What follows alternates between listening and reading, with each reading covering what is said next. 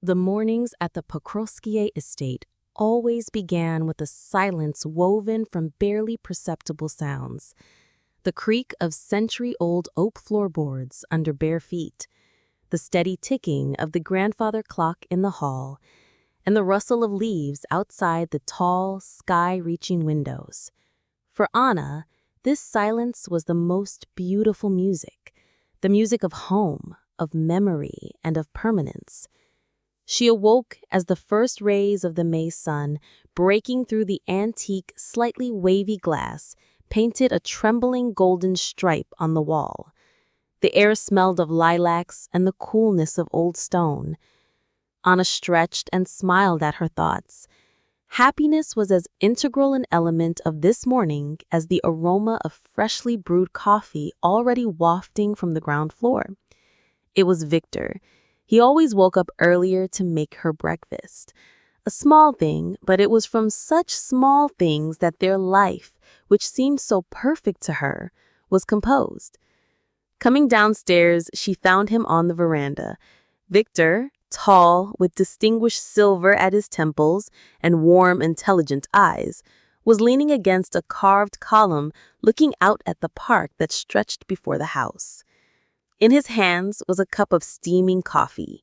Even in a simple cashmere home sweater, he looked elegant and imposing, a man accustomed to being in charge, but doing so with a soft, disarming power.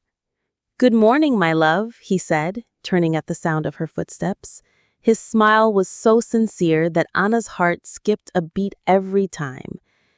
"Good morning, Vic." I approached and hugged him, burying my nose in his shoulder, which smelled of coffee and expensive cologne. "You beat me to it again."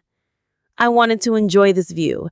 Every time I'm here, I can't believe how beautiful it is. And to think that soon we'll open it up to the world.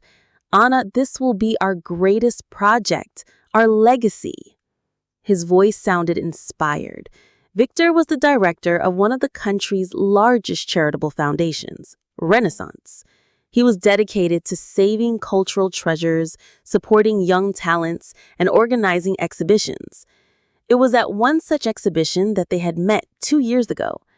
Anna, as an art restorer, was presenting a fresco she had saved, and Victor was giving the opening speech. Their eyes met, and from that day on, they were inseparable. He was the only one who understood her reverent attitude toward the past.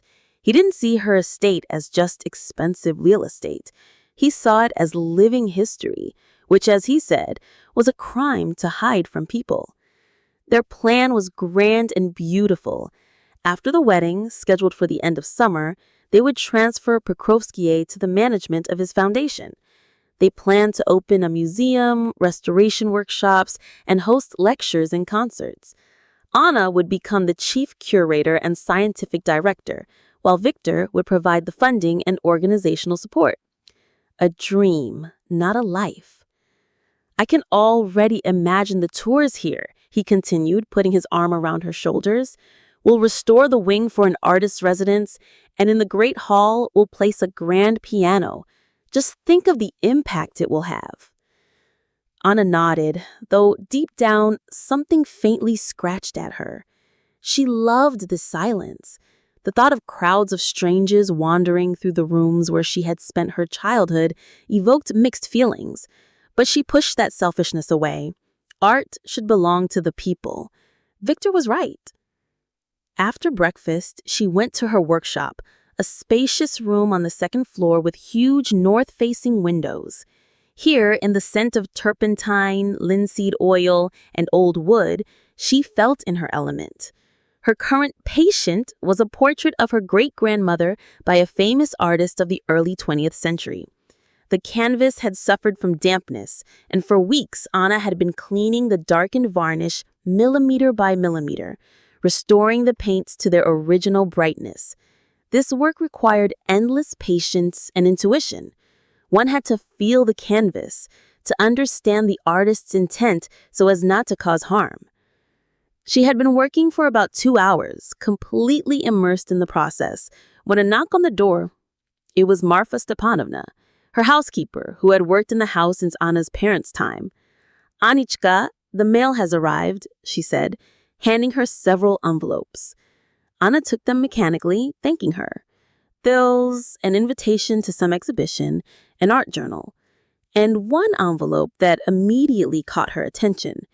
It was made of thick, expensive cream-colored paper. The address was handwritten in an elegant but nervous, almost trembling script.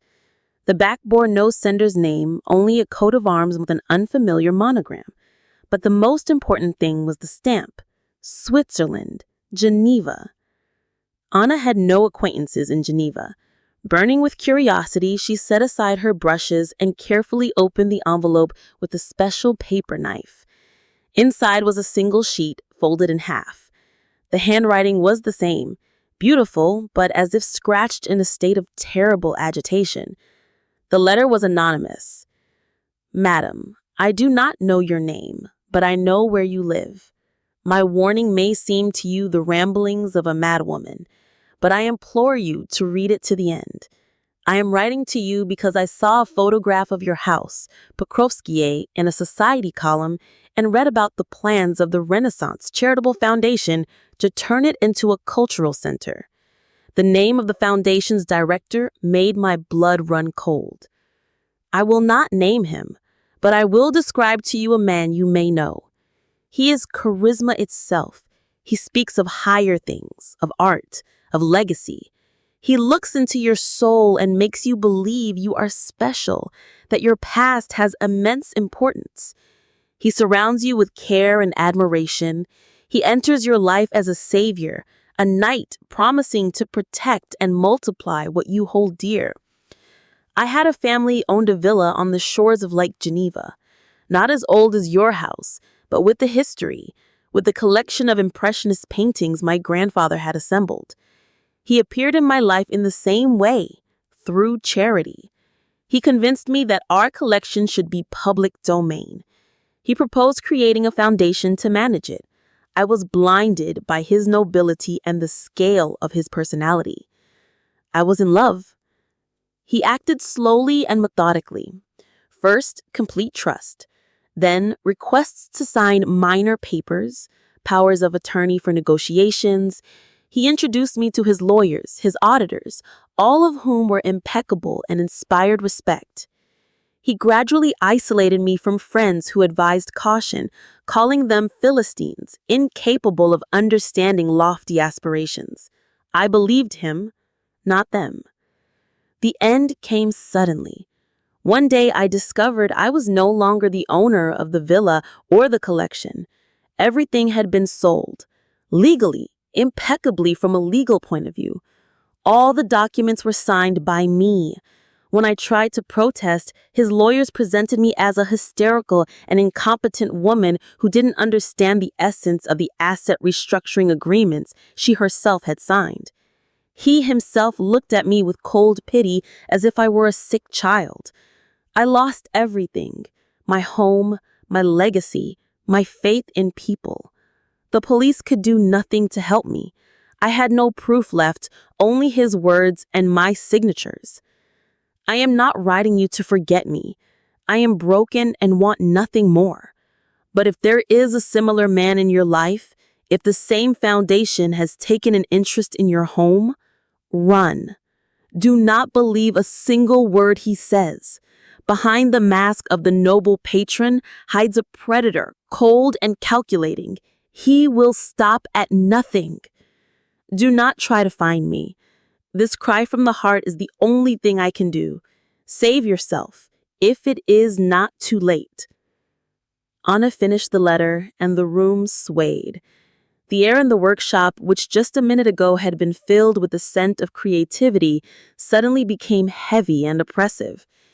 She reread the letter again and again. The name was not mentioned. The Renaissance Foundation, the director, Victor. No, it couldn't be. Some mistake. The ramblings of a mad, jealous, abandoned woman. How many foundations with similar names could there be? How many charismatic directors? She stood up and went to the window, trying to still the trembling in her hands. Down below in the garden, she saw Victor. He was talking on the phone, gesticulating, a businesslike, focused smile on his face. The same man who, an hour ago, had been talking to her about legacy. Anna closed her eyes, and a kaleidoscope of images from the past few months flashed through her mind. There was Victor introducing her to his lawyer, an impeccable gentleman in an expensive suit who explained complex legal formulations so easily and clearly.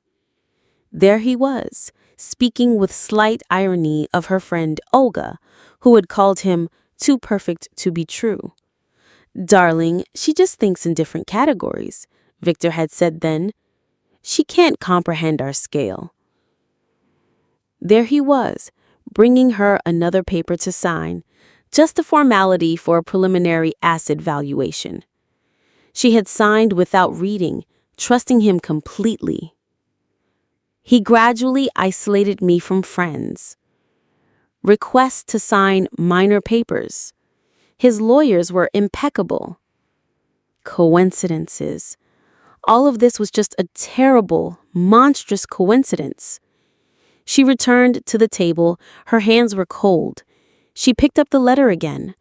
The handwriting, it wasn't just nervous. It held a sense of brokenness, the desperation of a person who had lost their footing. Anna, as a restorer, was accustomed to noticing details invisible to others. She could see how the pressure of the pen changed, where the writer had paused, where a tear might have fallen on the paper, slightly blurring the ink. This was not the letter of a madwoman. This was a cry for help, sent into the void with one last hope. Her gaze fell on the portrait of her great-grandmother. The face of a young woman, full of dignity and calm confidence, looked back at her from the canvas. This woman had survived a revolution, saved her family, and preserved this house. And she, Anna, her great-granddaughter, was ready to hand it all over to whom? A benefactor? Or a predator in sheep's clothing? The workshop door opened again. Victor stood on the threshold. "Anya, I'm heading to the city to meet with our sponsors about Pokrovskoye. I'll be late. Don't be lonely," he said with his unfailingly warm smile. He came over to kiss her, but Anna instinctively drew back, pretending she was afraid of getting paint on him. "Is something wrong? You're pale." His gaze became attentive, searching. "No, everything's fine. Just tired," she managed to force out. "It's difficult work." His face relaxed again. "Get some rest, darling. When I get back, we'll have some wine and discuss the menu for the wedding dinner." He left. Anna heard his footsteps receding down the corridor, the slam of the front door, the crunch of gravel under the wheels of his car. When the sound of the engine faded into the distance, she collapsed into a chair. The silence she had so loved was now deafening, ringing. It no longer was the music of home. It had become the music of loneliness and fear. She looked at the letter lying on the table again. It no longer seemed foreign or unreal. It lay there like irrefutable evidence, like a diagnosis of her blindness. The world that had seemed so perfect to her had cracked. And through that crack, an icy, merciless darkness was peering in. The seed of doubt had not just been sown, it had already sprouted its first poisonous shoots. Anna realized that from this moment on, her life was divided into before and after. And in the second part, she would have to fight. For her home, for her family's legacy, for herself. And she would have to do it alone, without showing any sign, continuing to smile at the man who, perhaps at that very moment, was driving off to negotiate the sale of her soul. Time stood still. The room, which until recently had been Anna's sanctuary and source of inspiration, had transformed into a cage, its walls pressing in with unbearable force. The letter on the table seemed like a living, sinister creature, pulsating with another's pain and her own nascent fear. She sat motionless, listening to the silence of the house, and every rustle, The creak of an old floorboard downstairs, the whisper of the wind in the treetops, seemed like a harbinger of disaster. Her first impulse was to call Victor, to scream into the phone, to accuse him, to demand an explanation, but the words from the letter hammered in her temples like a funeral bell. His lawyers presented me as a hysterical and incompetent woman. I had no proof left, only his words and my signatures. Her intuition, honed by years of painstaking work with fragile artifacts, told her that a direct attack would be suicide. She was not dealing with an ordinary deceiver. If the letter was to be believed, this was a grand master of manipulation who calculated his moves far in advance. Any careless move, any hint of distrust, and he would immediately change his tactics, cover his tracks, and paint her as insane. She would lose before she even began to fight. A cold, clear thought pierced the fog of panic. If he was a predator, she must not be the prey. She had to become the hunter, just as quiet, patient, and calculating.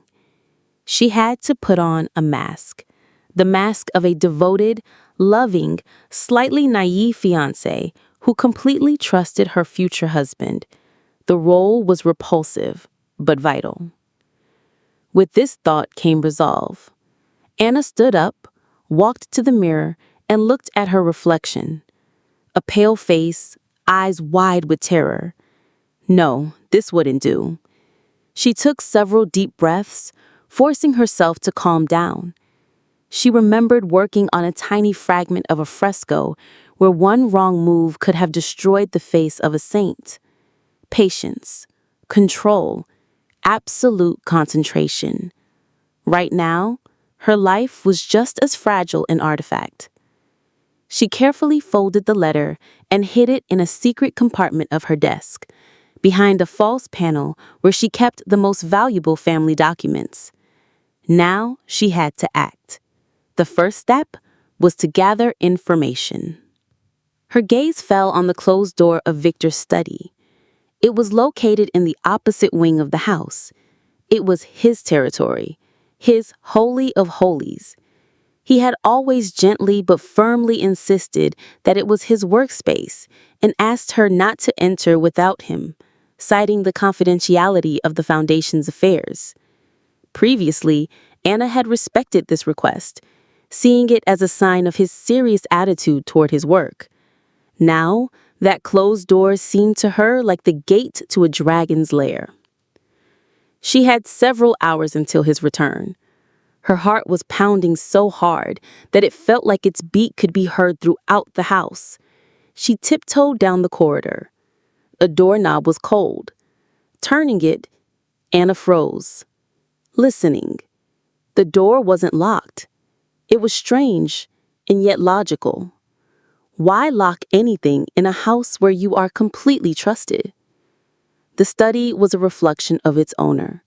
Impeccable order, expensive but restrained dark wood furniture, and engravings of old Moscow on the walls.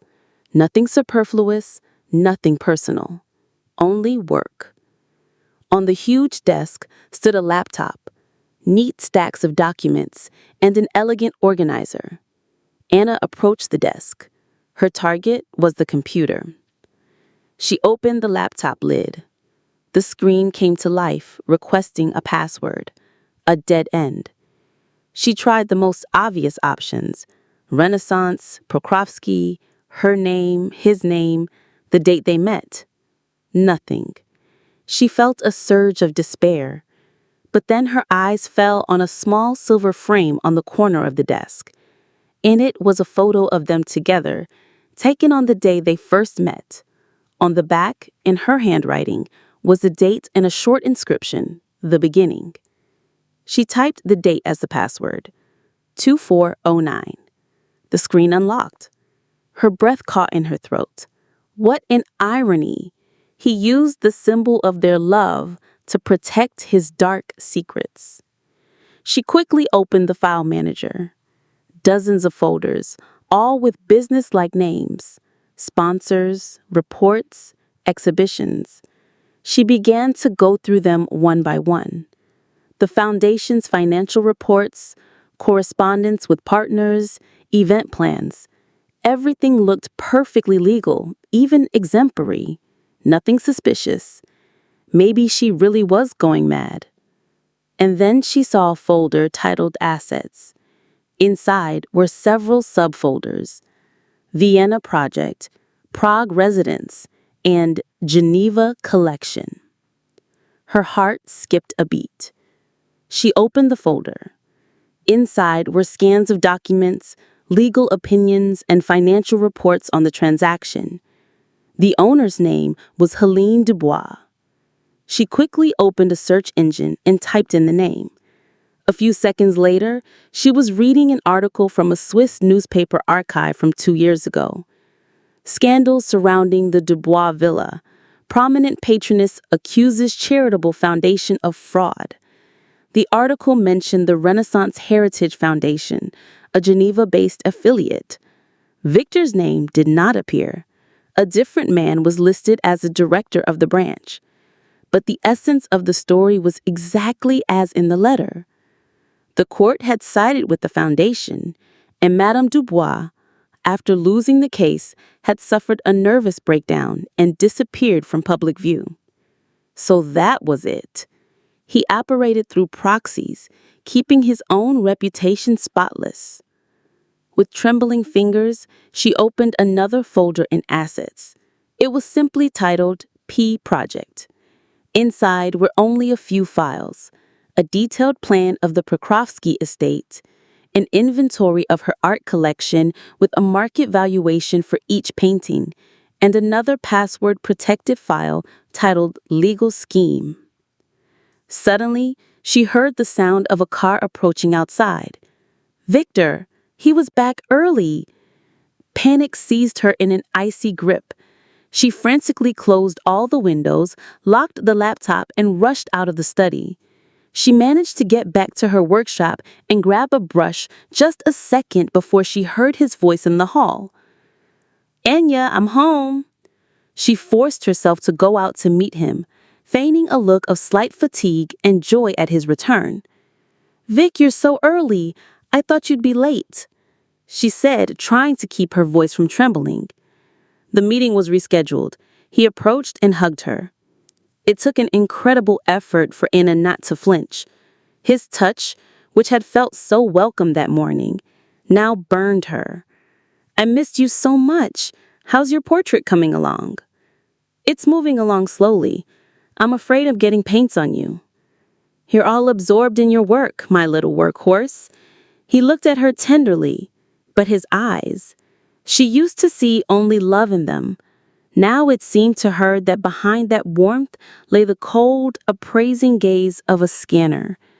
Was he looking for cracks in her mask, or was it just her paranoia? "By the way, I brought something. Remember we talked about the preliminary agreement with the foundation? The lawyers prepared a draft, just for you to look over. No rush. I left it on the coffee table in the living room." The blood drained from her face. He had brought her the evidence himself. It felt like a mockery or a test. "All right, I'll look at it later," she replied as indifferently as she could. The evening turned into torture. They had dinner on the veranda, and Victor, as if nothing was wrong, talked about his plans. He spoke of the upcoming charity auction, of the famous people he had invited, of how triumphantly they would announce the Pokrovsky project that night. Anna nodded, smiled, asked questions, while her mind was solely on the folder on his computer and the document lying in the living room. Every word he said about legacy and a higher mission now sounded like a farce. She felt like an actress in a theater of the absurd, playing the lead role in a play about her own destruction. When they went to bed, she pretended to fall asleep immediately. She lay motionless, listening to Victor's steady breathing beside her. The man with whom she shared a bed was a stranger to her, a terrifying one. When she was sure he was sound asleep, She slipped out of the bedroom. Barefoot, so as not to make a sound, she crept into the living room. On the polished Carillion birch coffee table lay a thin, expensive, embossed leather folder. Her hands trembled as she opened it. Preliminary letter of intent. 10 pages of dense legal text. She sat in an armchair by the window where the moonlight fell and began to read.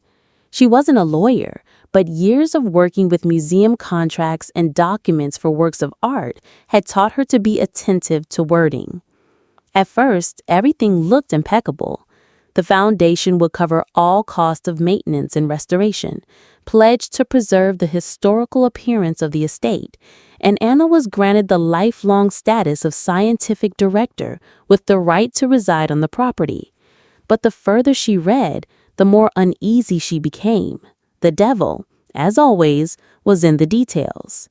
Clause 4.3 stated, "For the purposes of optimizing management and attracting investment, the foundation has the right to transfer assets, including but not limited to real estate and art objects, to the temporary or permanent management of third parties affiliated with the foundation." The wording was vague and all-encompassing. Third parties? Affiliated with the foundation? This could mean anyone. Clause 7.1. All decisions regarding the strategic development of the project shall be made by the Foundation's Board of Trustees. The opinion of the scientific director is of an advisory nature. So, her vote was a fiction. But the final straw was a small paragraph in the appendix, printed in the tiniest font. In the event of force majeure circumstances, or the economic infeasibility of the project's further implementation, the foundation reserves the right to restructure the assets, including their sale on the open market, to cover incurred expenses. There it was, the legal loophole. Economic infeasibility, that could be interpreted in any way. They could invest a few million in restoration, then declare the project unprofitable and calmly sell off her heritage to cover expenses. It would all be perfectly legal. She herself would be granting them that right. Anna closed her eyes. There were no doubts left. The letter from Geneva was not madness, but the bitter truth. The document in her hands was not an agreement, but a death sentence for her home. She carefully photographed each page on her phone. Then she put the folder back in its place, exactly as it had been.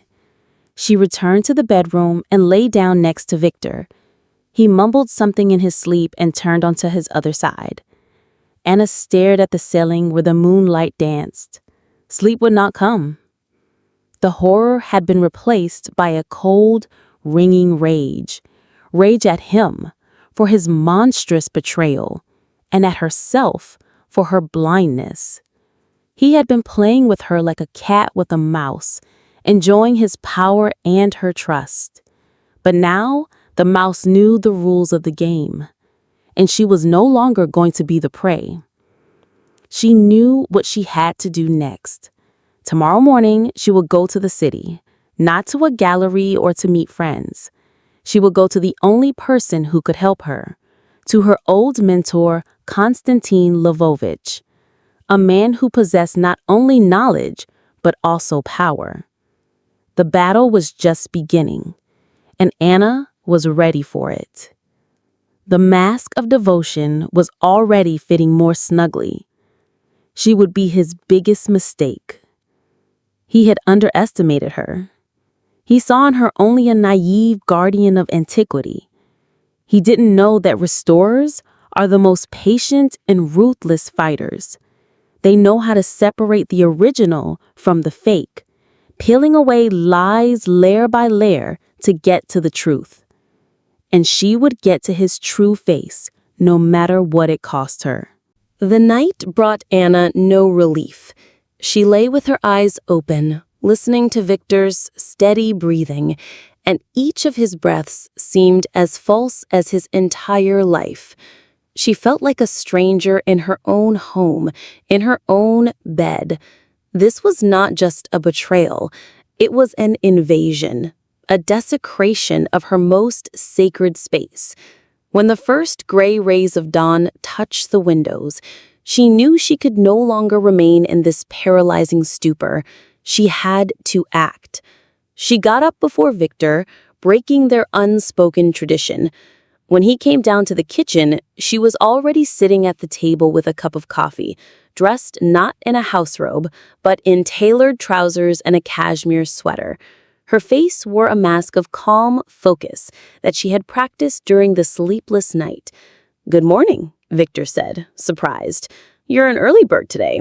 Did something happen?" His gaze was sharp, probing. He had noticed the change. Anna forced herself to smile, the most natural of her rehearsed smiles. "I just couldn't sleep. I remembered I urgently need to go to the city, to the archives. Some questions about the pigments of that period came up while working on my great-grandmother's portrait, and I need to check the manufacturing records. It's a small thing, but it's bothering me." She lied. The story was flawless, perfectly in character with her professional perfectionism. Victor relaxed. His face returned to his usual expression of condescending tenderness. "My tireless worker, always in your archives. Of course, go. I was actually planning to work from home today, so I'll look after everything here." He came over and kissed the top of her head. Anna froze, concentrating on not flinching. "Speaking of documents," he added casually, pouring himself some coffee, "did you look at the agreement?" There it was, the test. "Yes, I skimmed through it last night," she replied, lazily stirring her coffee. "It looks solid, but there are so many legal terms, my head was spinning. I'll need to sit down and read it carefully when I have a clear head." She looked up at him, feigning slight confusion. It was the perfect answer. He mustn't suspect that she was capable of deciphering his trap. He saw her as a creative soul, far removed from worldly concerns, and certainly from jurisprudence. "Of course, take your time." His voice oozed with understanding. "If you have any questions, my lawyer, Andre, will be happy to explain everything. He's a master at making complicated things simple." "I bet," Anna thought with a mental smirk. A master at covering tracks and pulling the wool over people's eyes. The drive to Moscow was for Anna a journey into another reality. She drove, gripping the steering wheel tightly, and the familiar landscapes outside the window, fields, groves, villages, seemed like scenery for a film in which she was no longer the protagonist, but a hunted animal. But the fear that had gripped her heart in an icy vice all night began to transform. It was being forged into a cold, sharp resolve, as keen as a surgeon's scalpel. She mentally reviewed the facts: the letter, the Geneva collection folder, the devilish clauses in the agreement. These were not mere coincidences. This was a system, and she had to understand how the system worked in order to destroy it. She wasn't driving to a gallery or a library. Her destination was an old building in the center of Moscow, with columns and a stern facade, the Ministry of Culture. There, on the 7th floor, in an office overlooking the Kremlin, worked the man who was her last hope, Konstantin Ordintsev, a legend in the art world, the former director of the country's largest museum, and now the minister's chief advisor on the preservation of cultural heritage. A 70-year-old man with a snow-white beard, piercing blue eyes, and a reputation for being absolutely incorruptible and principled. He had been a friend of her grandfather, also a renowned art historian. To Anna, he was more than a mentor. He was the embodiment of honor and conscience in a world increasingly ruled by money and cynicism. He knew the dark side of the art market like no one else. If anyone could help her, it was him. She parked her car and entered the resonant ministry building. The air here smelled of dust, sealing wax, and history. After passing through strict security at the entrance, she took the elevator to the 7th floor. Konstantin Lvovich's secretary, a stern woman of Balzacian age, raised her eyebrows in surprise. "Anna Pavlovna, you don't have an appointment."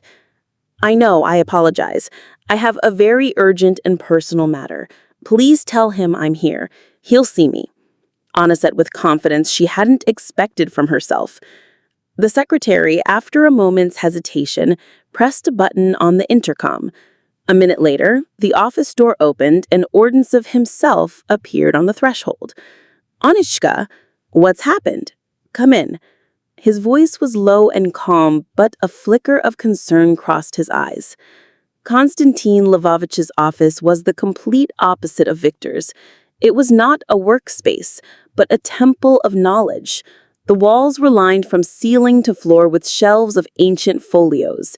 His desk was in a state of creative disarray: manuscripts, magnifying glasses, old maps. In a corner, on a special stand, lay a fragment of an ancient mosaic. It smelled not of cologne, but of old paper, leather bindings, and pipe tobacco. Everything here was authentic. "Sit down. Coffee? Cognac?" he offered, settling into his massive leathered chair. "Water, if I may?" Anna's voice trembled. He silently poured her a glass of water from the carafe. He didn't rush her. He waited, giving her a chance to collect her thoughts. His calm demeanor was more effective than any sedative. "Konstantin Lvovich, I am in trouble," she began, and the words flowed out on their own. "I came to you because there's no one else I can trust." She told him everything about Victor, about their plans for Pokrovskoe, about the Renaissance Foundation. Then, pausing, she took out her phone and handed it to him. "And now, please, read this." On the screen was the photographed text of the letter from Geneva. Konstantin Lvovich put on his thin, gold-rimmed glasses and began to read. Anna watched his face. His brow slowly furrowed. When he finished, he was silent for a long time, tapping his fingers on the armrest of his chair. "Renaissance Foundation," he said thoughtfully. "The name is familiar. They've been making a lot of noise in recent years. An impeccable reputation. Too impeccable, I would say. In our business, when a reputation is sterile, it's always suspicious." He looked at Anna over his glasses. "Now, continue. This letter is a serious accusation, but for now, it's just words. Do you have anything else?" "I do," Anna said, and opened the photos of the agreement Victor had brought on her phone. Konstantin Lvovich took the phone and began to study the images carefully, zooming in on the text. He read slowly, professionally, and Anna could see his face growing darker. He paused on the same clauses that she had. Clause 4.3, transfer of assets to third parties affiliated with the foundation. He muttered, "A classic scheme. Affiliated parties are usually a chain of 3 or 4 offshore companies, with the ultimate beneficiary being the one who started the whole game.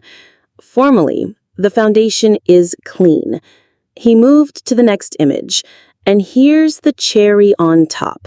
The clause about restructuring assets in case of economic infeasibility. "Anichka, this is not an agreement. This is a legally flawless instrument for seizing property. By signing this, you're handing everything over with your own hands. And the worst part is that you won't be able to prove anything later. You yourself will have given them the right to sell." Bravo. His lawyers are excellent. Diabolically excellent. He put the phone down and sighed heavily. He took off his glasses and rubbed the bridge of his nose. For a moment, he seemed very old and tired to Anna. "I've heard of similar stories," he said quietly. "A few years ago, there was a similar situation with a collection in Prague. A noble patron, a foundation, economic infeasibility again, but they couldn't find any trace. Everything was covered up perfectly. It seems your Victor is a major league player, and he's very, very careful." Silence hung in the office. Anna waited for his verdict, holding her breath. "So, it's hopeless," she whispered. Konstantin Lvovich raised his piercing blue eyes to her, and there was no longer any fatigue in them. There was steel. Hopeless is when you sit back and do nothing, he snapped. But you came here, and you brought evidence. This is no longer hopeless. This is the beginning of a war, and in this war, I will be on your side. Tears streamed from Anna's eyes. They were not tears of fear, but of relief. She was no longer alone. "Thank you," was all she could manage to say. The mask of devotion was heavier than Anna could have ever imagined. Every shared meal, every casual touch, every loving glance she had to feign felt like a betrayal of herself. The house, once her sanctuary, had become a stage, and she was the lead actress in a play where the stakes were impossibly high. Victor, for his part, seemed oblivious. He was attentive, charming, and utterly convinced of his control over the situation. His confidence was both terrifying and, for Anna, a crucial advantage. He saw her as a beautiful, slightly naive asset, not as an adversary.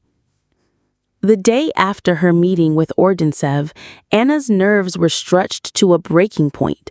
She was scheduled to meet Colonel Gromov at 3 o'clock. The hours leading up to it crawled by with agonizing slowness. To maintain her cover, she spent the morning in her workshop, feigning absorption in her work on the canvas. She cleaned a tiny section of the canvas with a cotton swab, her hands steady despite the tempest raging inside her. The familiar scent of oil and solvent was a small anchor in a sea of uncertainty. Victor worked from his study. The closed door, which she had once breached in a panic, now seemed like a dormant volcano. She knew that behind it he was weaving his web, communicating with his accomplices, and orchestrating the theft of her life.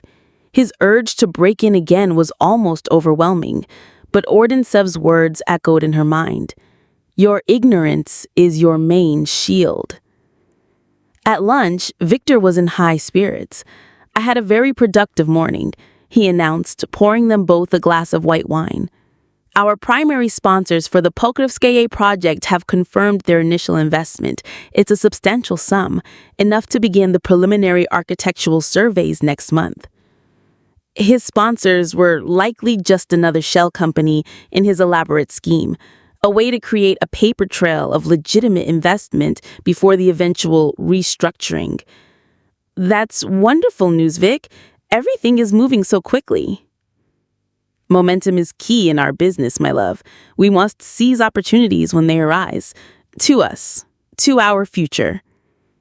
She clinked her glass against his, the sound unnaturally loud in the quiet dining room. The wine tasted like ashes in her mouth. "By the way," he continued, his tone casual, "have you had a chance to think more about the agreement? No pressure, of course. But the sponsor's lawyers will need a signed letter of intent to finalize the first tranche transfer."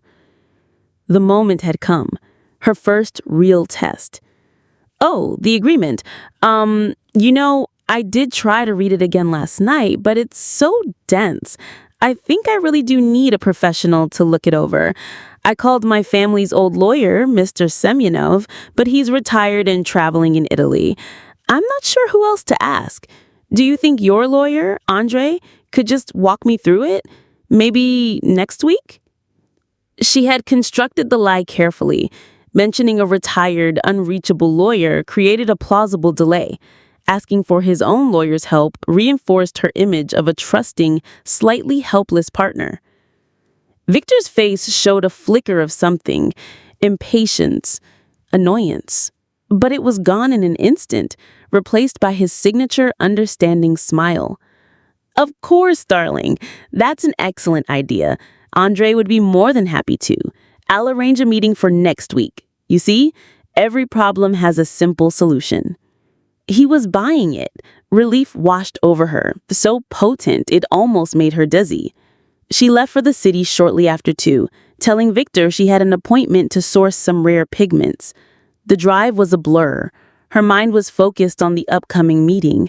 She was about to step into a world of shadows and intrigue, a world she had only read about in novels. The meeting place was a small, discreet cafe tucked away on a quiet side street, chosen by Ordintsev for its anonymity. When she arrived, Konstantin Lvovich was already there, sitting at a corner table with a cup of tea. He looked like a benevolent old professor, completely out of place in the context of what was about to happen. A few minutes later, a man entered the cafe. He was in his late 40s, with short-cropped graying hair, a square jaw, and the most observant, unnerving eyes Anna had ever seen. He wore a simple, well-tailored suit that couldn't quite conceal the powerful build of a man who was used to physical confrontation. He moved with an economy of motion that spoke of discipline and control. This had to be Colonel Gromov. He scanned the room once, his gaze lingering for a fraction of a second on Anna and Ordintsev, before ordering a black coffee at the counter. He then walked over to our table as if it were an afterthought. "Konstantin Lvovich," he said, his voice a low, gravelly baritone. He nodded respectfully to the old man, then turned his intense gaze on Anna. "You must be Anna Pavlovna." "Colonel," Ordintsev gestured to the empty chair. "Thank you for coming. This is the young woman I told you about." Gromov sat, placing his coffee on the table. He didn't waste time with pleasantries. "Tell me everything, from the beginning. Don't omit any detail, no matter how insignificant it seems." For the next hour, Anna recounted her story. She spoke about meeting Victor, his charm, their plans, the letter from Geneva, her discovery in his computer, and the predatory agreement. She was a good storyteller, her memory for detail precise. Gromov listened without interruption, his face impassive, his eyes never leaving hers. It felt like a confession and an interrogation at the same time. When she finished, she handed her phone to Ordintsev, who showed the colonel the photos of the letter and the agreement. Gromov studied the images in silence. He zoomed in on the legal text, his expression unreadable. "The scheme is professional," he said finally, his first real comment on the case. "Clean. The offshore network is likely a labyrinth. Untangling it will take time, but the pattern is familiar." He looked at Ordintsev. "It has echoes of the Prague collector case, doesn't it?" "The very same, only this time the player is operating on our soil." Gromov turned back to Anna. "Your fiancé, Viktor Volkov, we've had him on our peripheral radar for a while. The Renaissance Foundation is a masterclass in public relations. It has powerful friends, makes significant donations to the right causes. He's built a fortress of respectability around himself. Breaching it will be difficult." "But not impossible?" Anna asked, her voice barely a whisper. A ghost of smile touched Gromov's lips. "No fortress is impregnable, Anna Pavlovna. They all have cracks. Your letter was the first. The agreement is the second. Now we need to find the third." He leaned forward, his voice dropping. "Here is what we are going to do. From this moment, Viktor Volkov is under full surveillance. We will monitor his communications, his movements, his financial transactions. My team will begin a deep dive into the Renaissance Foundation and its foreign affiliates. It will be a dark operation. No official case file, no warrants. He will not know he is being watched." "What is my role in this?" Anna asked. "Your role is the most dangerous," Gromov said, his gaze serious. "You are our inside source. You must continue to play the part of the loving fiancé. You must give him no reason to suspect anything. We need you to keep him calm and confident. We need him to proceed with his plan." "You want me to lead him on?" "We want you to let him think he is leading you on. He believes you are his next victim. We will use that belief against him. We need him to make a mistake, to get careless. And he will. They always do when they think they've already won." Ordintsev placed a reassuring hand on Anna's arm. "Anachka, you will not be alone. Colonel Gromov's people will be watching over you. They will be your shadow." We will provide you with a secure communication device. It has a single function. If you are in immediate danger, you press this button. A team will be with you in minutes, but you are to use it only in a life or death emergency. Any premature action could compromise the entire operation. The weight of what they were asking of her was immense. She was to live a lie, to share her home with the man who was methodically planning her ruin, to be a pawn in the high-stakes intelligence game. "I understand," she said, her voice firmer than she felt. "I'll do it." Gromov nodded, a look of respect in his eyes. "One more thing. His lawyer, Andrei Sidorov, we know him, a very slick operator who specializes in creative corporate law. When you meet with him, we need you to record the conversation. We will provide you with the equipment. It will be disguised as a piece of jewelry. Your job is to ask innocent, naive questions about the clauses you're worried about. Make him explain the loopholes. His explanations, recorded, could become crucial evidence of intent." The meeting concluded. Gromov left as discreetly as he had arrived. Anna was left with Ordintsev, her mind reeling. "You were magnificent, my dear," the old man said, his eyes full of pride. "I'm terrified, Konstantin Lvovich," she confessed. "Courage is not the absence of fear. It is acting." The week leading up to the meeting with Andrei Sidorov, Victor's lawyer, was the longest of Anna's life. She existed in a state of suspended reality, a high-wire act performed without a net. Each day was a meticulous performance. She discussed wedding guest lists with Victor over breakfast, feigned interest in his foundation's humanitarian work, and endured his touch with a placid smile that felt chiseled from ice. Inside, she was a tightly coiled spring of anxiety and resolve. Her only lifeline was the discreet communication device from Gromov. Once a day, at a prearranged time when she was alone in her workshop, she would receive a single coded text message. They were brief and impersonal, yet they were everything. Assets A, Victor, contacted Asset B, Cyprus Holding, at 1403. Financial query initiated from a Singaporean IP address regarding P project.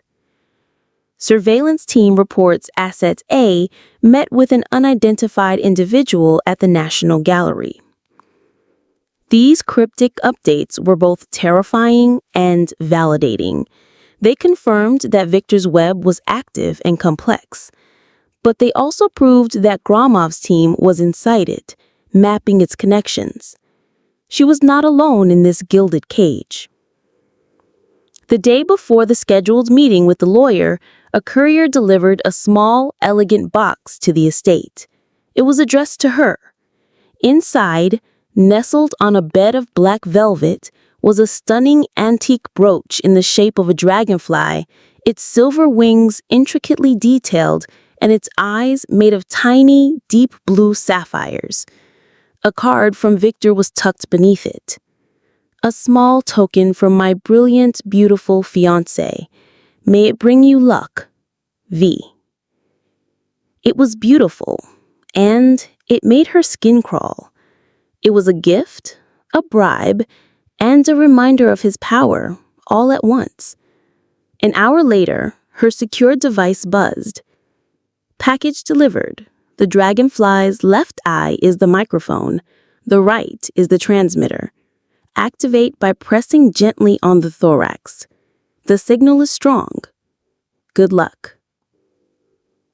The meeting was set for 4 o'clock at Sidorov's law firm, a prestigious address in the heart of Moscow's financial district.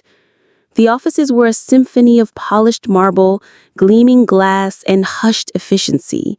It was designed to intimidate, to project an aura of unassailable power and success. Anna, dressed in a simple but elegant silk dress with the dragonfly brooch pinned prominently on her lapel, felt like a lamb being led into a slaughterhouse. Andrei Sidorov was exactly as she had imagined. He was in his early 50s with a perfectly tailored suit, a silver mane of hair, and a smile that was both charming and reptilian. He oozed a confident, predatory smoothness. He greeted her with the practiced ease of a man who dealt with the wealthy and powerful daily. "Anna Pavlovna, a great pleasure," he said, shaking her hand. His grip was firm, his eyes appraising. "Victor speaks so highly of you. Please, come in." His office was a corner suite with a panoramic view of the city. It was minimalist and immaculate, much like Victor's study, but grander, more overtly a display of wealth. "Victor mentioned you had a few questions about the preliminary agreement," Sidorov began, settling behind his massive desk. "I'm here to clarify anything at all. We want you to feel completely comfortable and secure with this partnership. It is, after all, a venture built on trust." The hypocrisy was so blatant, it was almost breathtaking. Anna took a deep breath, focusing on the role she had to play. She reached into her handbag and pulled out her copy of the agreement. "Thank you so much for seeing me, Andrei Ivanovich," she said, her voice a pitch higher than usual, a deliberate affectation of feminine uncertainty. "I'm sure it's all standard, but I'm just an art historian. All this legal language is a bit overwhelming." She discreetly pressed the dragonfly's thorax. A tiny, almost imperceptible click, and the device was active. "Not at all," he said with a reassuring smile. "Think of me as your translator. What seems to be the main point of confusion?" "Well," Anna began, opening the document, "it's this part here. Clause 4.3. It says the foundation can transfer assets to third parties affiliated with the foundation. It sounds a little vague. Who are these third parties? What does affiliated mean exactly?" It was the first volley. A direct, yet innocently phrased question about the core of the fraudulent scheme. His smile didn't waver. He leaned back in his chair, a picture of relaxed confidence. "An excellent question. It shows you're paying attention. This is a standard clause in large-scale philanthropic projects, Anna Pavlovna. It's about operational flexibility. Imagine we attract a major international partner, say a large museum or a cultural fund, who wants to co-sponsor a specific exhibition using items from your collection. This clause allows us to create a temporary joint venture with them, a separate legal entity, to manage that specific project. Affiliated simply means it's a partner entity that the foundation's board has approved. It's a mechanism to attract more investment and enhance the project's prestige. Your interests are fully protected by the foundation's charter." It was a brilliant, plausible lie. He wrapped the fraudulent mechanism in the language of prestige and opportunity. But for Gromov's recording, it was gold. He had just confirmed, on tape, his interpretation of a key clause. "Oh, I see," Anna said, nodding as if a great mystery had been solved. "That makes sense. I was just worried that the collection could be sold or something." She gave a little embarrassed laugh. Sidorov chuckled paternally. "My dear Anna Pavlovna, absolutely not. The foundation's entire mission is preservation, not liquidation. Selling the assets would be a direct violation of our charter. This clause is about partnership, not sales." Liar, she thought, her heart pounding. The lie was the key. Proving he had knowingly misrepresented the clause's true purpose was crucial for establishing fraudulent intent. She moved to the next point, feigning a thoughtful frown. "And then there's this other part, in the appendix, the one about economic infeasibility. It says the foundation can restructure the assets, including their sale, to cover costs. That's the part that really scared me." She looked at him, her eyes wide and pleading, the very picture of a naive woman worried about her inheritance. Sidorov's expression became more serious, more, "Trust me, I'm a lawyer." Ah, the force majeure clause, another standard but very important piece of legal architecture. Let me be frank with you. This is a safeguard for the foundation and, by extension, for the project itself. Imagine a catastrophic event, a massive economic collapse, a natural disaster that severely damages the estate, something that makes the original plan impossible to execute. In such an extreme, almost unthinkable scenario, the foundation must have a legal mechanism to gracefully exit the project and cover the millions it has already invested in good faith. It's a last resort protection. The probability of it ever being invoked is practically zero. It's a legal formality, like the emergency exit on an airplane. You know it's there, but you never expect to use it. He delivered the explanation with such conviction, such reassuring gravitas, that a less informed person would have been completely placated.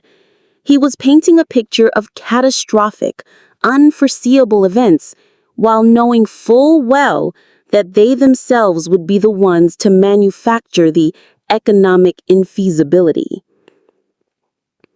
So, it would only be for something huge, like a war or an earthquake?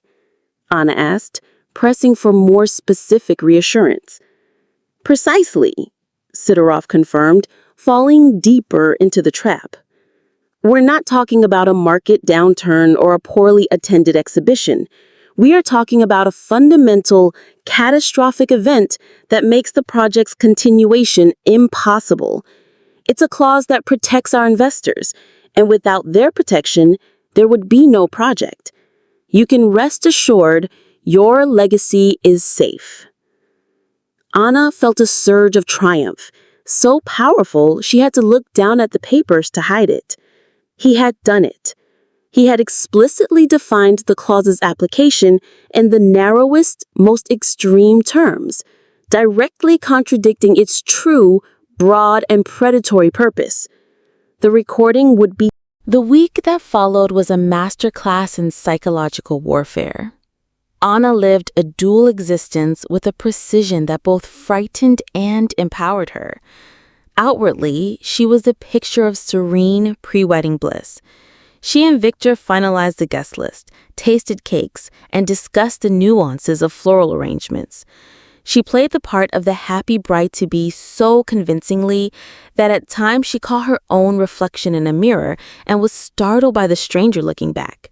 A woman with placid eyes and a gentle smile, a perfect mask hiding a maelstrom of calculation and cold fury.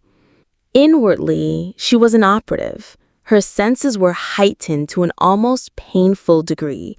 She cataloged every nuance in Victor's behavior, the way his fingers drummed on the table when he thought she wasn't looking, the brief, almost imperceptible hardening of his eyes when a call from an unknown number came through, the slightly too casual way he would inquire about her day. He was like a shark circling, patient and confident, but always sensing the water for the slightest trace of blood. Her daily coded messages from Gromov's team were her only anchor to reality. They were painting a grim, detailed picture of Victor's empire.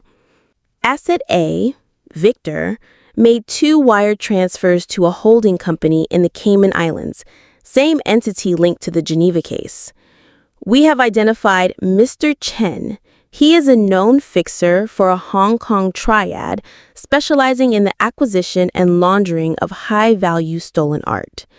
Surveillance on Sidorov, the lawyer, reveals weekly meetings with a disgraced official from the National Property Registry. The web was larger and more venomous than she could have ever imagined. Victor wasn't just a con man, he was a key player in a global criminal enterprise. Pokrovsky wasn't just another conquest, it was a crucial, high-value asset intended to be laundered and sold through a triad. The knowledge settled in her stomach like a block of ice, dispelling any lingering wisps of sentiment or doubt. This was not a man who had lost his way. This was a monster who had perfected his hunt. The day of her fictional appointment with the tax specialist arrived. Victor, ever the attentive fiancé, offered to drive her. "No, thank you, darling," she said with a light laugh. "I have a few errands for the wedding afterwards. It will be hours of boring tax talk. You'd be bored to tears." "As you wish," he said, kissing her goodbye. "Call me when you're done. We can have dinner in the city." His casualness was a lie. Anna knew, with absolute certainty, that he or one of his people would be watching. He needed to verify her story. Gromov had prepared her for this. The tax specialist's office was in a respectable but not ostentatious building, the kind of place a shrewd but not flashy professional would choose. As Anna walked in, a woman in her 50s with sharp, intelligent eyes and a no-nonsense haircut rose to greet her. This was Major Elena Morozova of the Economic Security Service, a veteran of undercover work, playing the role of the tax consultant. The office was bugged from floor to ceiling. Anna knew that everything they said and did was being monitored by Gromov's team. They spent 2 hours in a meticulously staged performance. Major Morozova spread documents on the desk, pointed to fictitious clauses, and spoke in a low, serious tone about capital gains and asset shielding trusts. Anna asked questions, took notes, and expressed concern over obscured tax codes. It was a flawless piece of theater for any listening devices Victor might have placed on her or for any surveillance team watching the building. As she left the office, Anna spotted him, a man sitting in a parked car across the street, pretending to read a newspaper. He was nondescript, forgettable, but his eyes were fixed on the building's entrance. He was Victor's man. The bait had been taken. That evening, over dinner at an expensive restaurant, Victor was visibly more relaxed. His surveillance had confirmed her story. She had passed his test. "So, how was your meeting with the tax guru?" he asked, swirling his wine. "Enlightening and utterly confusing," Anna replied with a sigh. She agrees it's a sound agreement from a legal standpoint, but she pointed out a few tax exposure issues related to the art collection. She wants to draft a small addendum to the agreement, just to clarify the tax liability. She said it's a simple fix, just to protect me from any future claims from the Revenue Service. She'll have it ready in a few days. This was the next crucial step in the plan, devised by Gromov. They were going to insert their own clause into the agreement. Victor's smile tightened almost imperceptibly. Another delay, another complication. But again, her actions were logical, the actions of a prudent, wealthy woman. An addendum. Is that really necessary? Andre checked everything. She said it's not about the legality, it's about fiscal optimization.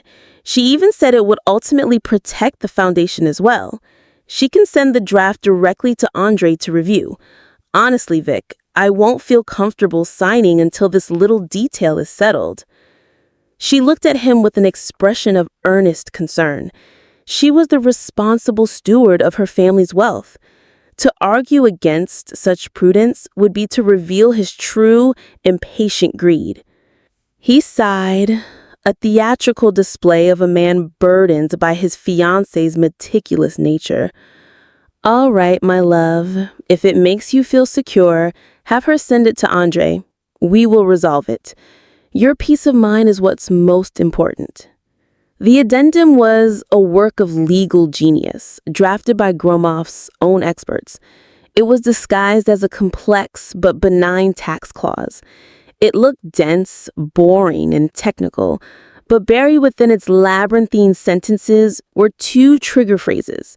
The first legally tied the definition of economic infeasibility to a formal government-declared state of national economic emergency, effectively neutralizing Victor's planned loophole.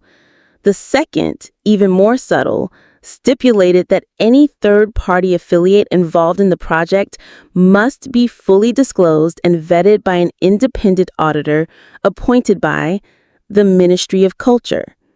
It was a Trojan horse, a legal bomb placed directly into the heart of their contract. The next few days were a tense waiting game. Major Morozova, in her role as the tax consultant, sent the draft addendum to Sidorov. What followed was a flurry of activity monitored by Gromov's team. They intercepted a series of frantic, encrypted calls between Sidorov and Victor. "This is unacceptable." Sidorov's voice was tight with anger in one recorded call. "This tax clause, it's an anchor. It ties our hands completely. The state of emergency definition makes our exit strategy impossible. And the Ministry of Culture auditor clause, it's a poison. It would open up our entire network to scrutiny." Victor's voice was cold. "Then refuse it. Tell her it's overly complicated and unnecessary." "I can't," Sidorov retorted. "Her reasoning is sound from a tax law perspective. If I refuse it outright, she'll become suspicious. She'll think we're hiding something. This specialist is sharp. Too sharp. Where did Anna even find her?" Anna, listening to the recording later with a sense of grim satisfaction, knew they had him. He was trapped between his need to appear legitimate to her and the operational requirements of his criminal enterprise. Victor decided to handle it himself. That evening, he approached Anna with a somber expression. "Darling, Andre has reviewed the addendum from your tax specialist. He says that while her intentions are good, the wording is legally problematic. It could create unforeseen conflicts with our international partners and might actually increase the tax burden in the long run. He strongly advises against it." Anna looked at him, her face a mask of disappointment. "Oh no, really? She seems so certain. What are we supposed to do? I can't sign something if the tax side isn't secure." This was her checkmate move. She had created a deadlock, positioning herself as the reasonable party caught between conflicting expert opinions. He paused, clearly choosing his next words with care. "Andre has a suggestion. He believes the best course of action is for him to meet with your specialist directly, a professional-to-professional conversation. He's confident they can hammer out a version of the clause that satisfies her requirements without compromising the project's integrity. It's the most efficient way to move forward." Anna had to suppress a smile. It was exactly what Gromov had predicted he would do. He needed to meet this troublesome specialist to assess her, to pressure her, to find her weakness. He was walking directly into their trap. "What a wonderful idea!" Anna exclaimed with relief. The atmosphere at Pokrovskoye shifted overnight. The subtle psychological tension that had simmered beneath the surface erupted into a palpable, suffocating force. Victor returned home that evening a changed man. The mask of the charming, benevolent philanthropist had not just slipped, it had been shattered. In its place was a creature Anna had only glimpsed in her darkest fears. Cold, watchful, and coiled to strike. He didn't mention Sidorov's disastrous meeting. He didn't have to.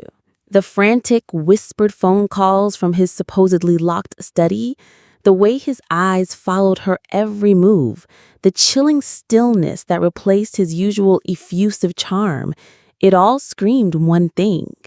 He knew.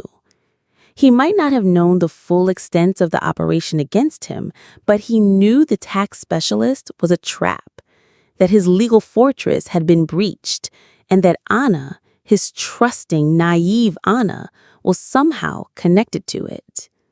The game had changed. She was no longer just the bait in a carefully laid trap. She was a hostage in her own home, alone with the predator who had been cornered. Dinner that night was a silent, agonizing affair. The air was thick with unspoken accusations.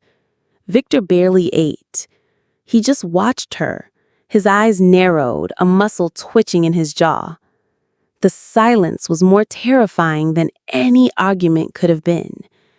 It was the silence of calculation, of a predator reassessing its prey and planning its final move. The voice from the megaphone was a physical force, shattering the fragile illusion of Victor's control and shaking the very foundations of the old house. It was a sound that belonged to a different world, a world of harsh consequences and inescapable reality, a world that had just crashed through the ornate windows of Pokrovskoye.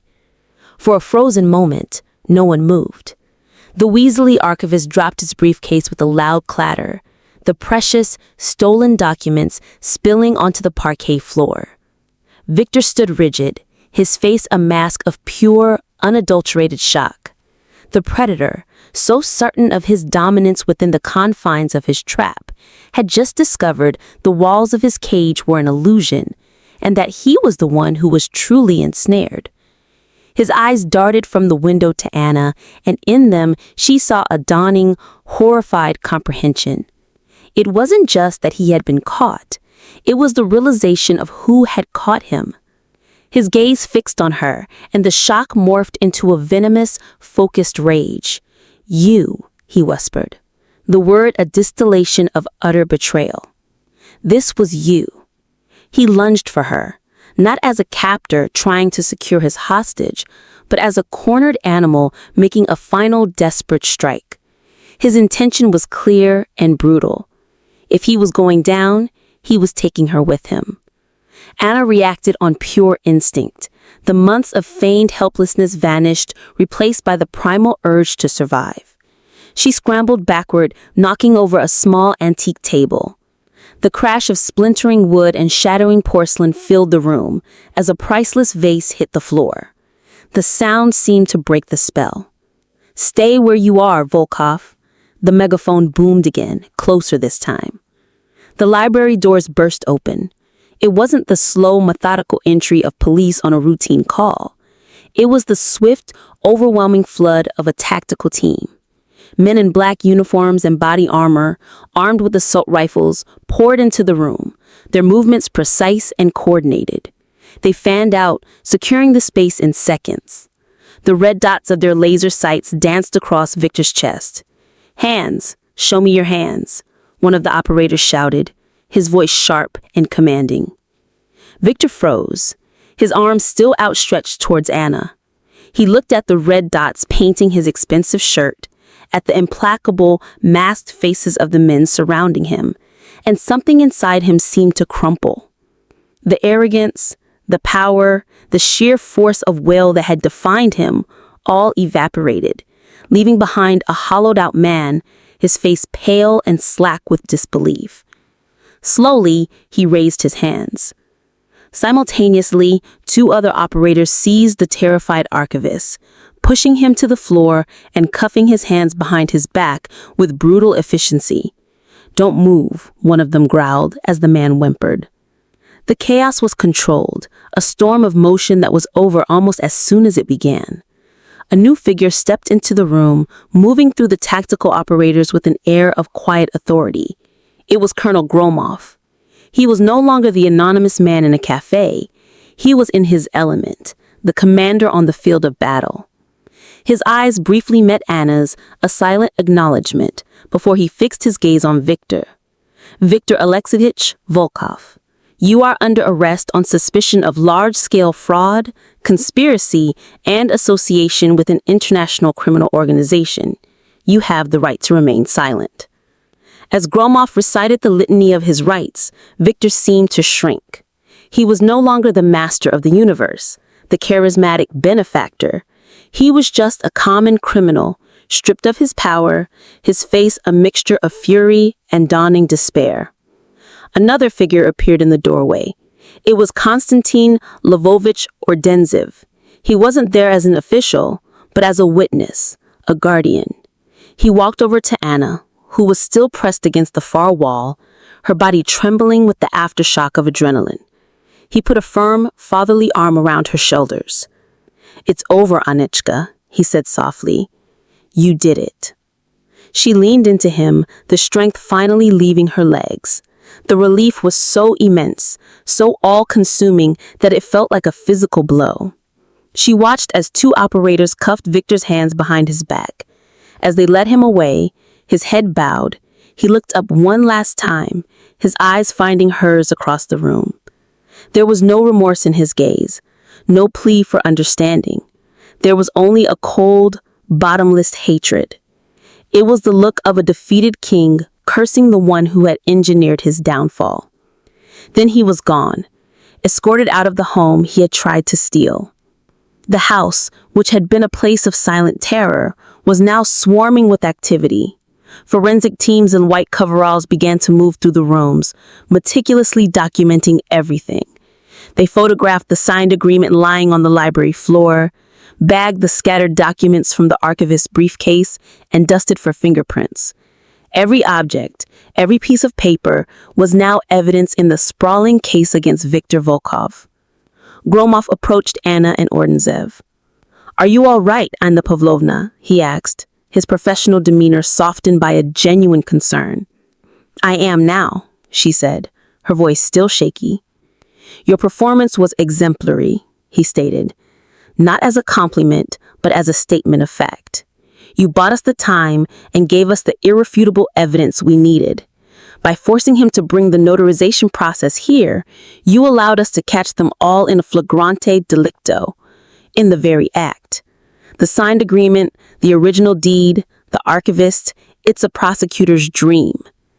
He gestured towards the main hall. "We have everyone. Sidorov was picked up at his office an hour ago. He's already talking, trying to cut a deal. We have teams raiding the Renaissance Foundation's headquarters and the homes of the board members. We've also coordinated with Interpol. Mr. Chen was apprehended at the airport in Zurich, trying to board a flight to Hong Kong. His laptops are a treasure trove. And thanks to your intel, we have the account numbers for the Cyprus and Cayman holding companies.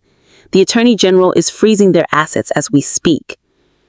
The scale of the takedown was breathtaking. It wasn't just Victor. It was his entire empire, crumbling in a matter of hours. The web she had so feared had been utterly demolished. "What happens now?" Anna asked. "Now the slow, methodical work of justice begins. We'll need a formal statement from you, but we can do that tomorrow. Today you need to rest. My people will secure the estate until you feel safe here again." He paused. "We recovered this from the archivist's briefcase." He held out the ancient vellum deed to Paraskoy. Taking it from him, Anna felt its familiar weight in her hands. It was more than just a document. It was a tangible piece of her history, her identity, and she had come terrifyingly close to losing it forever. She clutched it to her chest, the tears she had held back for so long finally beginning to fall. As the afternoon wore on, the controlled chaos subsided. The tactical teams left, replaced by a few uniformed officers who stood guard at the perimeter. The forensic specialists finished their work. Victor's car, which was to have been her prison, was towed away as evidence. The house grew quiet again, but it was a different kind of quiet. It was not the oppressive silence of fear, but the clean, empty silence of a house that has been purged of a malignant presence. Anna, with Ordentzev by her side, walked through the rooms. She saw the indentation on the carpet where the archivist's briefcase had fallen, the overturned table in the library, the champagne glasses from the previous night still sitting on a tray. Each object was a marker in a battle that had been fought and won within these walls. They ended up in her workshop. The portrait of her great-grandmother looked down at her, her painted eyes full of serene strength. She felt a deep, almost spiritual connection to the woman on the canvas, a woman who had also fought to protect this home. "He underestimated you," Ordentzev said, breaking the long silence. He was looking at the portrait.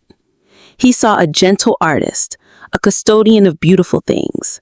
He didn't understand that to preserve something fragile, you must be made of iron. "I wasn't," Anna confessed. I was terrified. If you and Colonel Bromov hadn't... We provided the tools, Anichka, he interrupted gently. But you were the one who had to walk into the lion's den. You were the one who had to live the lie day after day. That requires a different kind of strength, the kind that doesn't roar, but endures. Later that day, Major Morozova arrived at the estate. She was out of her professional costume. She was dressed in a simple pantsuit, but her eyes were just as sharp. She carried a secured laptop. The preliminary interrogations are proving fruitful, she reported, setting up the laptop on the kitchen table. Sidorov is singing like a canary. He's given us the entire structure of their legal fraud operations. It's bigger than we thought. It seems Pokrovskoy was to be the crown jewel, but they've run this scam at least 4 other times in Europe. She opened a file on the screen. It was an organizational chart, a spider web of names, shell companies, and arrows indicating flows of money. At the center was Victor. Branching off him were Sidorov, the board members, the offshore entities, and at the very bottom, the triad connection through Mr. Chan. And we found this on Volkov's personal server, Morozova said. The trial of Viktor Volkov was not just a legal proceeding. It was a public spectacle, a dissection of a monster who had lived among the elite. The courtroom was packed every day with a morbidly curious public, journalists from across Europe, and the hushed, somber figures of the women whose lives he had systematically dismantled. Anna attended every session. It was not for catharsis or revenge, but for a sense of closure, a need to witness the final, methodical accounting of his crimes. She sat in the front row, directly in his line of sight, flanked by Konstantin Lvovich Ordenses. Her presence was a silent, powerful statement. She was not a shattered victim hiding in the shadows. She was the architect of his downfall, watching the gears of the justice system she had set in motion grind towards their inevitable conclusion. Victor, clad in a nondescript suit provided by his public defender, seemed to diminish with each passing day. The charismatic titan of philanthropy was gone, replaced by a gaunt, bitter man who alternated between sullen silence and outbursts of petulant denial.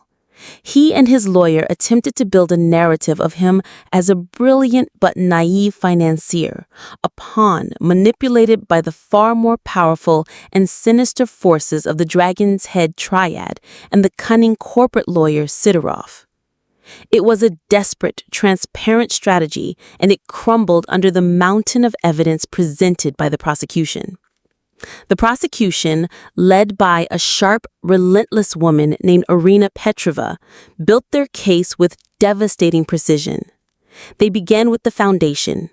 Board members, granted immunity in exchange for their testimony, described how Victor had charmed them, how he had presented each asset acquisition as a philanthropic triumph, burying the fraudulent details in complex reports they had never bothered to read thoroughly. Their testimony painted a picture of collective, willful blindness fueled by greed and the desire to be associated with Victor's glittering success. Then came the turn of Andrei Sidorov. The slick lawyer, his own future hanging by a thread, had become the state's star witness. On the stand, stripped of his arrogance, he meticulously detailed the legal architecture of the fraud. He explained how he had crafted the agreements to be ironclad traps, how he had coached Victor on manipulating his victims, and how he had personally managed the network of shell companies that laundered the proceeds. His testimony was a chilling masterclass in corporate evil. During his cross-examination, Victor's lawyer attempted to paint him as the true mastermind. "Isn't it true, Mr. Sidorov," the defense lawyer asked, "that you were the one who devised these complex schemes and that Mr. Volkov, a man of art and culture, simply trusted your legal expertise?" Sidorov looked across the courtroom at Victor with undisguised contempt. "Mr. Volkov is a man of many things, but naive is not one of them. He was not my client. He was my partner. He understood every clause, every loophole, every decimal point. He designed the methodology for selecting the victims. I just drafted the paperwork. He was the predator. I merely sharpened his claws. The most powerful testimonies came from the victims themselves. Hélène Dubois, flown in from Switzerland, was the first. She was a frail, elegant woman with haunted eyes, but her voice was steady as she described Victor's seduction, the web of trust he had woven around her, and the devastating moment she realized she had lost everything. She held up her grandfather's military medals, which had been recovered from the Belgian locker. She said, "He didn't just steal my villa and my family's art. He stole my history. He took these medals, which have no monetary value, for the sole purpose of inflicting pain, to prove his absolute power over me. That is not a businessman. That is a sadist." Other women followed: a widow from Prague who had lost her apartment building, a divorced businesswoman from Vienna who had lost her inheritance. Their stories were heartbreakingly similar, a testament to the cold, replicable formula of Victor's predation. They spoke of his charm, his feigned empathy, and the systematic isolation that preceded their financial ruin. When Anna's turn to testify, a hush fell over the courtroom. She walked to the stand with a calm, deliberate grace. She did not look at Victor. She addressed the court, her voice clear and strong. She narrated her story not as a tale of personal woe, but as a case study in his methodology. She explained how she had noticed the initial anomalies, how she had uncovered the Geneva connection, and how she had orchestrated the counter-operation. The prosecution played the recording from the dragonfly brooch. The courtroom listened in stunned silence to Sidorov's smooth, reassuring lies about the agreement's clauses. It was irrefutable proof of fraudulent intent. During the cross-examination, Victor's lawyer tried to rattle her, to paint her as a woman scorned, a vengeful schemer. "Miss Pavlova," he began, his tone condescending, "you admit to systematically deceiving my client for weeks, to recording him illegally, to conspiring with state agents. Doesn't that make you a manipulator as well?" Anna met his gaze without flinching. "I used deception to expose a predator who was using deception to destroy lives. I did not do it for personal gain. I did it to stop him. When you are fighting a monster, you cannot always use the weapons of a gentleman. You must use the weapons that work." The lawyer had no response. She had owned her actions, framing them not as a crime of passion, but as a necessary act of justice. The final days of the trial were dedicated to the international conspiracy. Experts from Interpol and financial intelligence units testified, using complex charts to trace the flow of money from the triad in Hong Kong through the labyrinth of offshore accounts to Victor's personal coffers. They proved that Pokrovska was to be the largest laundering operation to date, intended to wash over 100 million euros of drug money. Viktor Volkov was not just a con man who had allied himself with criminals.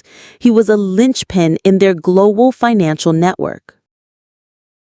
A year after the trial, the crisp autumn air at Pokrovskoye felt different. It was no longer tinged with the metallic scent of fear or the bitter residue of betrayal. It was clean, invigorating, and full of the promise of a new season. The great oaks that lined the driveway were shedding their leaves in a cascade of gold and crimson, a natural cycle of letting go and preparing for renewal. For Anna, the symbolism was profound. She was no longer just the mistress of Pokrovskoye, the quiet restorer. She was Director Ordenseva, head of the newly established Division of Cultural Asset Protection at the ministry.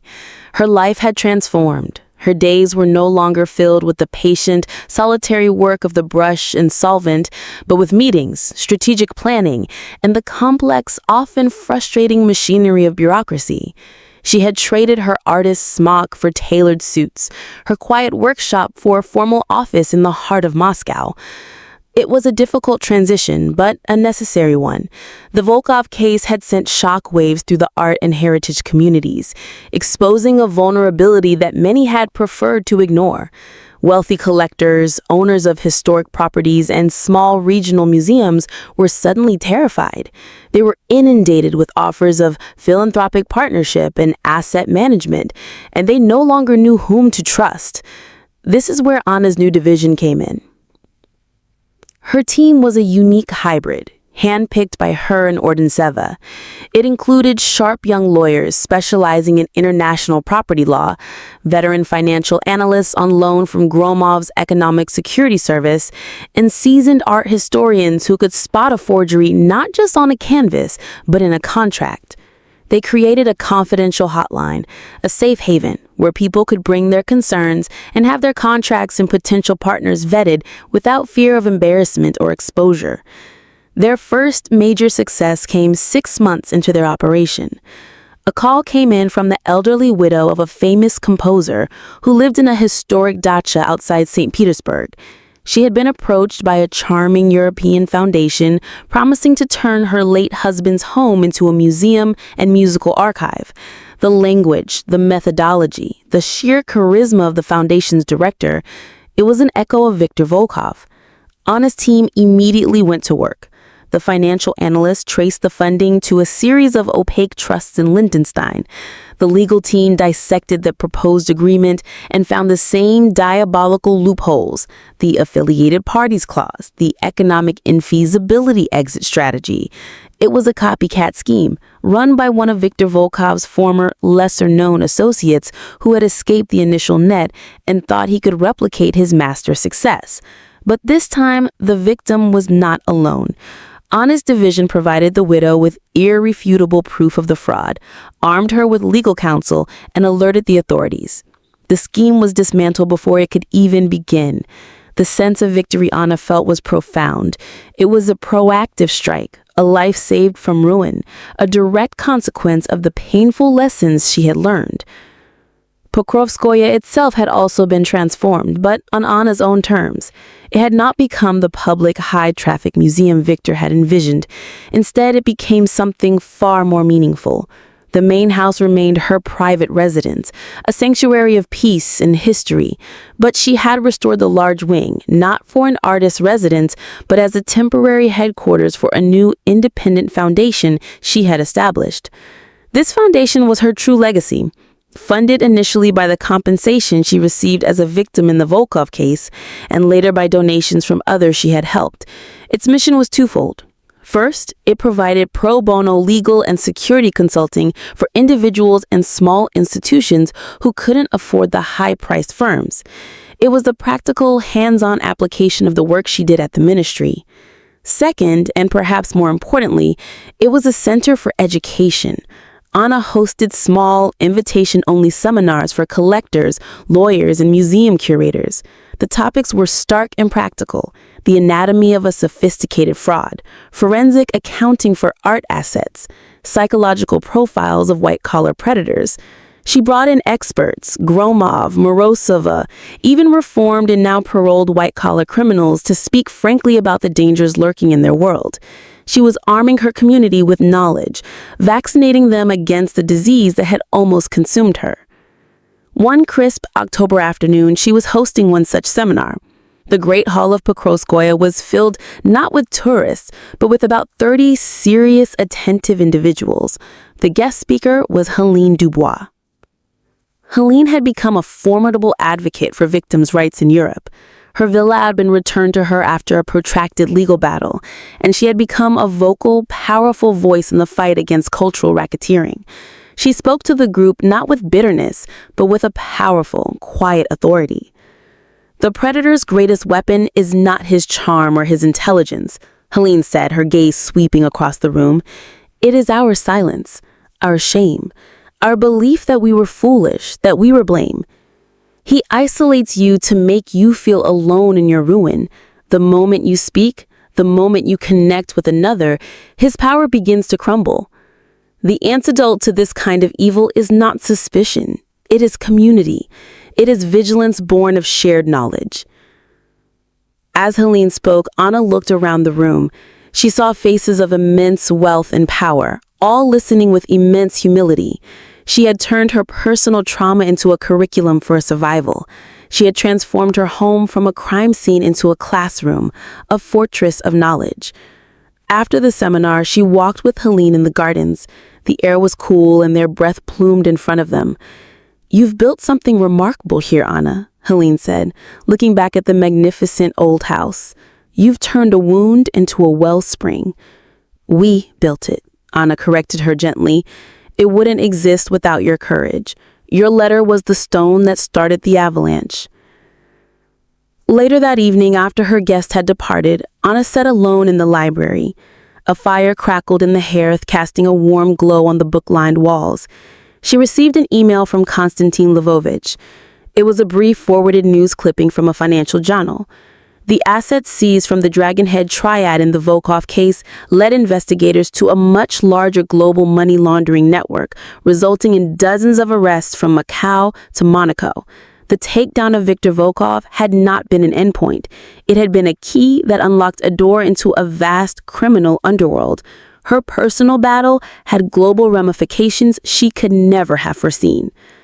A separate email contained a forwarded message from the federal prison authorities. It was a formal notification. Viktor Volkov had died in the prison hospital. A heart attack. He was 53 years old. His 30-year sentence had lasted less than 2. She read the notification, her expression unreadable.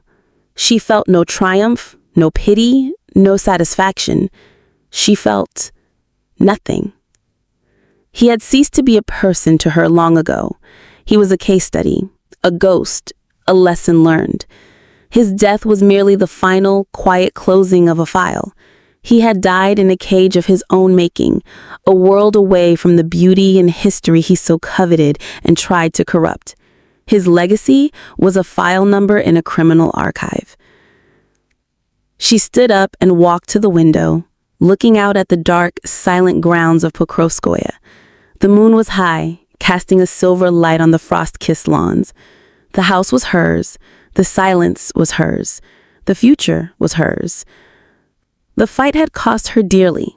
It had stolen her innocence, her trust, her sense of security. But it had given her something in return. It had forged a strength she never knew she possessed. It had given her a purpose that transcended the quiet, solitary world of art restoration.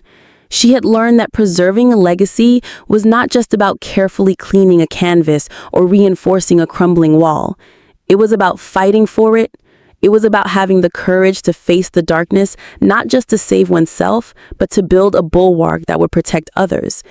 Her great-grandmother's portrait seemed to watch her from across the room, an eternal, silent approval in her painted eyes.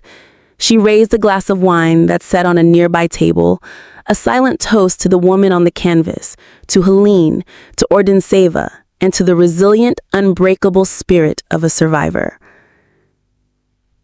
The legacy of Viktor Volkov was of ruin and deceit. The legacy of Pokrovskoye, she now realized, was not just about the preservation of art and history.